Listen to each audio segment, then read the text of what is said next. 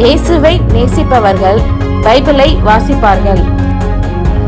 இந்த சேனலை பின்பற்றினால் ஓராண்டில் வேதாகமத்தை வாசித்து முடித்து விடலாம்.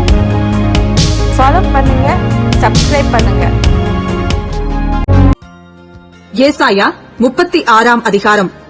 எசேக்கியா ராஜா அரசாண்ட 14 வருஷத்திலே அசீரியா ராஜாவாகிய சனகெரிப் யூதாவில் இருக்கிற அரணான சகல பட்டணங்களுக்கும் விரோதமாய் வந்து அவைகளை பிடித்துக் கொண்டான். அப்பொழுது அசீரியா ராஜா லாகீசிலிருந்து ரப்சாக்கேயை பெரிய சேனையோட எருசலேமுக்கு எசேக்கியா ராஜாவினிடத்தில் அனுப்பினான். அவன் வந்து வண்ணாத்துறையின் வழியிலுள்ள மேல்குளத்து சாலகத் தண்டையிலே நின்றான். அப்பொழுது இல்கியாவின் குமாரனாகிய எலியாக்கீம் என்னும் அரமனை விசாரிப்புக்காரனும் செப்னா என்னும் சம்பிரதியும் ஆசாப்பின் குமாரனாகிய யோவாக் என்னும் கணக்கனும் அவனிடத்திற்கு புறப்பட்டு போனார்கள். ரப்சாக்கே அவர்களை நோக்கி, அசீரியா ராஜாவாகிய மகாராஜாவானவர் உரைக்கிறதும் நீங்கள் எசேக்கியாவுக்கு சொல்ல வேண்டியதும் என்னவென்றால், நீ நம்பியிருக்கிற இந்த நம்பிக்கை என்ன? யுத்தத்துக்கு மந்திர ஆலோசனையும் வல்லமையும் உண்டென்று சொல்லுகிறாயே, அது வாய்ப்பேச்சை அன்றி வேறல்ல. நீ என்னை விரோதிக்கும்படி யார் மேல் நம்பிக்கை வைத்திருக்கிறாய்? இதோ நெறிந்த நாணல் கோலாகிய அந்த எகிப்தை நம்புகிறாய். அதன் மேல் ஒருவன் சாய்ந்தால் அது அவன் உள்ளங்கையில் பட்டுருவிப்போம். எகிப்தின் ராஜாவாகிய பார்வோன் தன்னை நம்புகிற யாவருக்கும் அப்படியே இருப்பான். நீ என்னிடத்தில், நாங்கள் எங்கள் தேவனாகிய கர்த்தரை நம்புகிறோம் என்று சொல்வாயாகில், அவருடைய மேடைகளையும் அவருடைய பலிப்பீடங்களையும் அல்லவோ எசேக்கியா அகற்றி யூதாவையும் எருசலேமையும் நோக்கி இந்த பலிப்பீடத்தின் முன் பணியுங்கள் என்றானே. நான் உனக்கு 2000 குதிரைகளை கொடுப்பேன். நீ அவைகள் மேல் ஏறத்தக்கவர்களை சம்பாதிக்க கூடுமானால் அசீரியா ராஜாவாகிய என் ஆண்டவனோடே சபதம் கூறு. கூறாதே போனால் நீ என் ஆண்டவனுடைய ஊழியக்காரரில் ஒரே ஒரு சிறிய தலைவனுடைய முகத்தை எப்படி திருப்புவாய்? ரதங்களோடு குதிரை வீரரும் வருவார்கள் என்று எகிப்தையா நம்புகிறாய்? இப்பொழுதும் கர்த்தருடைய கட்டளை இல்லாமல் இந்த தேசத்தை அழிக்க வந்தேனோ? இந்த தேசத்துக்கு விரோதமாய் போய் அதை அழித்துப் போடு என்று கர்த்தர் என்னோடே சொன்னாரே என்று சொன்னான். அப்பொழுது எலியாக்கீமும் செப்னாவும் யோவாகும் ரப்சாக்கேயை பார்த்து, உம்முடைய அடியாரோடே சீரிய பாஷையிலே பேசும், அது எங்களுக்கு தெரியும். அலங்கத்தில் இருக்கிற ஜனத்தின் செவிகள் கேட்க எங்களோட யூத பாஷையிலே பேச வேண்டாம் என்றார்கள். அதற்கு ரப்சாக்கே, உங்களோடு கூட தங்கள் மலத்தை தின்னவும் தங்கள் நீரை குடிக்கவும் அலங்கத்திலே தங்கியிருக்கிற புருஷர் அண்டைக்கே அல்லாமல் உன் ஆண்டவன் அண்டைக்கும் உன் அண்டைக்குமா என் ஆண்டவன் இந்த வார்த்தைகளை பேச என்னை அனுப்பினார் என்று சொல்லி, ரப்சாக்கே நின்று கொண்டு யூத பாஷையிலே உரத்த சத்தமாய், அசீரியா ராஜாவாகிய மகாராஜாவுடைய வார்த்தைகளை கேளுங்கள். எசேக்கியா உங்களை வஞ்சியாதபடி பாருங்கள். அவன் உங்களை தப்புவிக்க மாட்டான். கர்த்தர் நம்மை நிச்சயமாய் தப்புவிப்பார். இந்த நகரம் அசீரியா ராஜாவின் கையில் ஒப்புக் கொடுக்கப்படுவதில்லை என்று சொல்லி எசேக்கியா உங்களை கர்த்தரை நம்ப பண்ணுவான். அதற்கு இடம் கொடாதிருங்கள் என்று ராஜா சொல்லுகிறார். எசேக்கியாவின் சொல்லை கேளாதிருங்கள். அசீரியா ராஜா சொல்லுகிறதாவது, நீங்கள் என்னோடே ராஜியாகி காணிக்கையோட என்னிடத்தில் வாருங்கள்.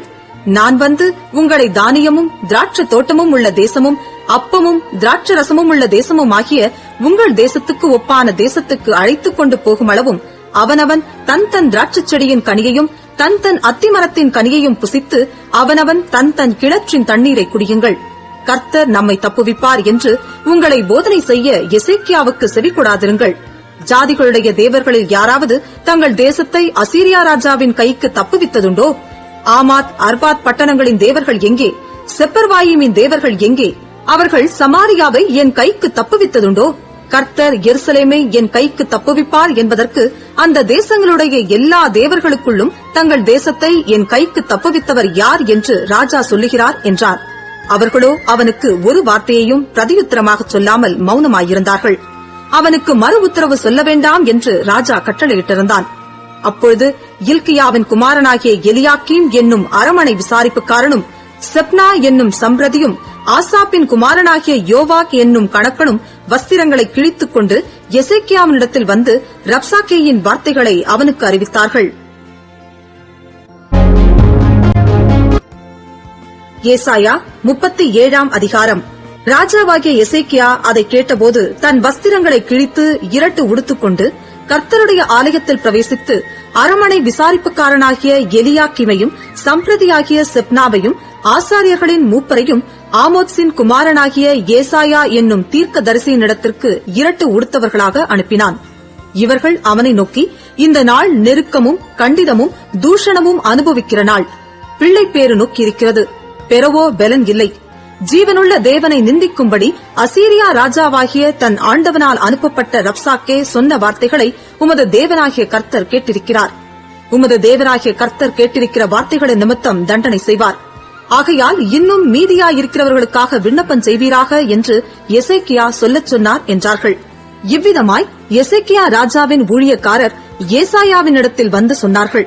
அப்பொழுது ஏசாயா அவர்களை நோக்கி, அசீரியா ராஜாவின் ஊழியக்காரர் என்னை தூஷித்ததும் நீர் கேட்டதுமான வார்த்தைகளினாலே பயப்படாதேயும். இதோ அவன் ஒரு செய்தியை கேட்டு தன் தேசத்துக்கு திரும்புவதற்கான ஆவியை நான் அவனுக்குள் அனுப்பி அவனை அவன் தேசத்திலே பட்டயத்தால் விழப்பண்ணுவேன் என்று கர்த்தர் உரைக்கிறார் என்பதை உங்கள் ஆண்டவனிடத்தில் சொல்லுங்கள் என்றான். அசீரியா ராஜா லாகீஸை விட்டு புறப்பட்டான் என்று கேள்விப்பட்டு ரப்சாக்கே திரும்பிப் போய் அவன் லிப்னாவின் மேல் யுத்தம் பண்ணுகிறதைக் கண்டான். அப்பொழுது எத்தியோப்பியாவின் ராஜாவாகிய திராக்கா உம்மோடு யுத்தம் பண்ண புறப்பட்டான் என்று சொல்ல கேள்விப்பட்டான். அதை கேட்டபோது அவன் எசேக்கியாவினிடத்துக்கு ஸ்தானாபதிகளை அனுப்பி, நீங்கள் யூதாவின் ராஜாவாகிய எசேக்கியாவுக்கு சொல்ல வேண்டியது என்னவென்றால், எருசலேம் அசீரியா ராஜாவின் கையில் ஒப்புக் கொடுக்கப்படுவதில்லை என்று நீ நம்பியிருக்கிற உன் தேவன் உன்னை எத்த ஒட்டாதே. இதோ அசீரியா ராஜாக்கள் சகல தேசங்களையும் சங்கரித்த செய்தியை நீ கேள்விப்பட்டிருக்கிறாய். நீ தப்புவாயோ? என் பிதாக்கள் அழித்துவிட்ட கோசாரையும் ஆரானையும் ரேத்சேப்பையும் தெலாசாரிலிருந்த ஏதேனின் புத்திரரையும் அவர்களுடைய தேவர்கள் தப்புவித்ததுண்டோ? ஆமாத்தின் ராஜாவும் அர்பாத்தின் ராஜாவும் செப்பர்வாயும் ஏனாயீவா பட்டணங்களின் ராஜாவும் எங்கே என்று சொல்லுங்கள் என்றார். எசேக்கியா ஸ்தானாபதிகளின் கையிலிருந்த நிருபத்தை வாங்கி வாசித்தான். பின்பு எசேக்கியா கர்த்தருடைய ஆலயத்திற்கு போய் அதை கர்த்தருக்கு முன்பாக விரித்து கர்த்தரை நோக்கி, சேனைகளின் கர்த்தாவே, கேருபீன்களின் மத்தியில் வாசம் பண்ணுகிற இஸ்ரவேலின் தேவனே, நீர் ஒருவரே பூமியின் ராஜ்யங்களுக்கெல்லாம் தேவனானவர். நீர் வானத்தையும் பூமியையும் உண்டாக்கினீர். கர்த்தாவே, உமது செவியை சாய்த்து கேளும். கர்த்தாவே, நீர் உமது கண்களை திறந்து பாரும். சனகெரிப் ஜீவனுள்ள தேவனை நிந்திக்கும்படிக்கு சொல்லி அனுப்பின வார்த்தைகளையெல்லாம் கேளும். கர்த்தாவே, அசீரியா ராஜாக்கள் அந்த ஜாதிகளையும் அவர்கள் தேசத்தையும் நாசமாக்கி அவர்களுடைய தேவர்களை நெருப்பிலே போட்டுவிட்டது மெய்தான். அவைகள் தேவர்கள் அல்லவே, மனுஷர் கைவேலையான மரமும் கல்லுந்தானே. ஆகையால் அவைகளை நிர்த்தூளியாக்கினார்கள். இப்போதும் எங்கள் தேவனாகிய கர்த்தாவே, நீர் ஒருவரே கர்த்தர் என்று பூமியின் ராஜ்யங்களெல்லாம் அறியும்படிக்கு எங்களை அவன் கைக்கு நீங்களாக்கி ரட்சியும் என்று விண்ணப்பம் பண்ணினான். அப்பொழுது ஆமோத்சின் குமாரனாகிய ஏசாயா எசேக்கியாவுக்கு சொல்லி அனுப்பினது, இஸ்ரவேலின் தேவனாகிய கர்த்தர் உரைக்கிறது என்னவென்றால், அசீரியா ராஜாவாகிய சனகெரிபின் நிமித்தம் நீ என்னை நோக்கி விண்ணப்பம் பண்ணினாயே, அவனை குறித்து கர்த்தர் சொல்லுகிற வசனமாவது, சீயோன் குமாரத்தியாகிய கன்னியாஸ்திரீ உன்னை இகழ்ந்து உன்னை பரிகாசம் பண்ணுகிறாள். எருசலேம் குமாரத்தி உன் பின்னாலே தலையை துலுக்குகிறாள். யாரை நிந்தித்து தூஷித்தாய்? யாருக்கு விரோதமாய் உன் சத்தத்தை உயர்த்தினாய்? நீ இஸ்ரவேலின் பரிசுத்தருக்கு விரோதமாய் அல்லவோ உன் கண்களை மேட்டிமையாய் ஏறெடுத்தாய். உன் ஊழியக்காரரைக் கொண்டு நீ ஆண்டவரை நிந்தித்து, என் ரதங்களின் திரளினாலே நான் மலைகளின் கொடுமுடிகளுக்கும் லீபனோனின் சிகரங்களுக்கும் வந்து ஏறினேன். அதன் உயரமான கேதுரு மரங்களையும் உச்சிதமான தேவதாரு விருட்சங்களையும் நான் வெட்டி உயர்ந்த அதன் கடைசி எல்லை மட்டும் அதன் செழுமையான வனமட்டும் வருவேன் என்றும், நான் கிணறு வெட்டி தண்ணீர் குடித்தேன், என் உள்ளங்காலினால் அரணிப்பான இடங்களின் அகழிகளை எல்லாம் வரளவும் பண்ணினேன் என்றும் சொன்னாய். நான் வெகு காலத்துக்கு முன் அதை நியமித்து பூர்வ நாட்கள் முதல் அதை திட்டம் பண்ணினேன் என்பதை நீ கேட்டதில்லையோ? இப்பொழுது நீ அரணான பட்டணங்களை பாழான மண்மேடுகளாக்கும்படி நானே அதை சம்பவிக்க பண்ணினேன். அதனாலே அவைகளின் குடிகள் கை இழைத்தவர்களாகி கலங்கி வெட்கப்பட்டு வெளியின் புண்டுக்கும் பச்சிலைக்கும் வீடுகளின் மேல் முளைக்கும் புல்லுக்கும் ஓங்கி வளரும் முன் தீந்து போம் பயிருக்கும் சமானமானார்கள்.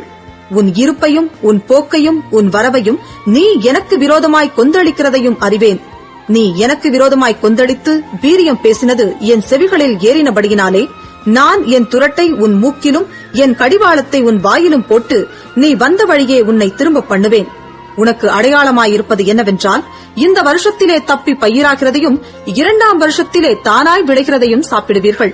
3ஆம் வருஷத்திலோ விதைத்து அறுத்து திராட்சத் தோட்டங்களை நாட்டி அவைகளின் கனிகளை புசிப்பீர்கள். யூதா வம்சத்தாரில் தப்பி மீந்திருக்கிறவர்கள் மறுபடியும் கீழே வேர்பற்றி மேலே கனி கொடுப்பார்கள். மீதியாயிருக்கிறவர்கள் எருசலேமிலும் தப்பினவர்கள் சீயோன் மலையிலுமிருந்து புறப்படுவார்கள். சேனைகளுடைய கர்த்தரின் வைராக்கியம் இதைச் செய்யும். ஆகையால் கர்த்தர் அசீரியா ராஜாவை குறித்து, அவன் இந்த நகரத்துக்குள் பிரவேசிப்பதில்லை, இதன் மேல் அம்பு எய்வதும் இல்லை, இதற்கு முன்பாக கேடகத்தோடே வருவதும் இல்லை, இதற்கு எதிராக கொத்தளம் போடுவதும் இல்லை. அவன் இந்த நகரத்துக்குள் பிரவேசியாமல் தான் வந்த வழியே திரும்பிப் போவான். என் நிமித்தமும் என் தாசனாகிய தாவீதின் நிமித்தமும் நான் இந்த நகரத்தை ரட்சிக்கும்படிக்கு இதற்கு ஆதரவாயிருப்பேன் என்பதை கர்த்தர் உரைக்கிறார் என்று சொல்லி அனுப்பினான். அப்பொழுது கர்த்தருடைய தூதன் புறப்பட்டு அசீரியன் பாளையத்தில் 185,000 பேரை சங்கரித்தான். அதிகாலமே எழுந்திருக்கும் போது இதோ அவர்கள் எல்லாரும் செத்த பிரேதங்களாய் கிடந்தார்கள். அப்பொழுது அசீரியா ராஜாவாகிய சனகரிப் பிரயாணப்பட்டு திரும்பிப் போய் நினிவேயிலிருந்து விட்டான். அவன் தன் தேவனாகிய நிஸ்ரோக்கின் கோவிலிலே பணிந்து கொள்ளுகிற போது அவன் குமாரராகிய அத்ரமலேக்கும் சரைத்சேரும் அவனை பட்டயத்தினால் வெட்டி போட்டு அரராத் தேசத்துக்கு தப்பி ஓடிப்போனார்கள். அவன் குமாரனாகிய எஸ்ரத்தோன் அவன் பட்டத்திற்கு வந்து அரசாண்டான்.